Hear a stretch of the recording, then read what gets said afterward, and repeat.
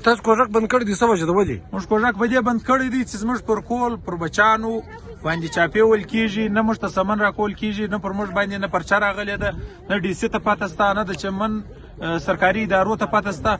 د شپې پر 3 بجې پر 2:30 بجې راځي د خلکو معزز کسان بیایي، نه زه د دې ښاره څخه غورځېدلی یم، نه زه د دې ښاره څخه ځم. زه چې مرم هم پر دا ښاره به مرم، که دی مریم به پر دا ښاره مرم. تاسو نن د ډي سي سره ملاقات و مذاکرات ملاقات کړی دی. ډي سي بېوسه دی، ډي سي بېوسه دی، د انتظامیه بېوسه ده، دا د نورو ادارو خبرې دي.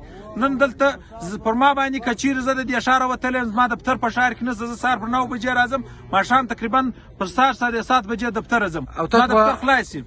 لار به در څه وخته پورې بنده وي؟ دا به تر هغه ساعته بند وي چې زموږ کسان واپس کېږي، او انشاءالله تعالی الرحمن نن به دا ځای باندې، سبا د مسلم باغ لار باندې، بل سبا دغه پر مستونګ باندې لار باندې. زما عزیزان په دا ټول علاقه کې ټول پښتانه چې هر ځای پښتون وي هغه به بې غیرته هېڅ لار نه بندوي. چې زما په پښتنو په زنانو کې نن خلک لوېدلي دي، راځي پر ما چاپې وایي ما ته سمن راکړه، زه اسلام آباد له درځم، کوټه څه چمن چش سته، ما چیرې غواړې هلته مې وغواړه. ستاسو څو کسان پورته شوي دي؟ زما تقریبا 6 کسان پورته شوي دي، 2 کسان زما د پورته شوي دي.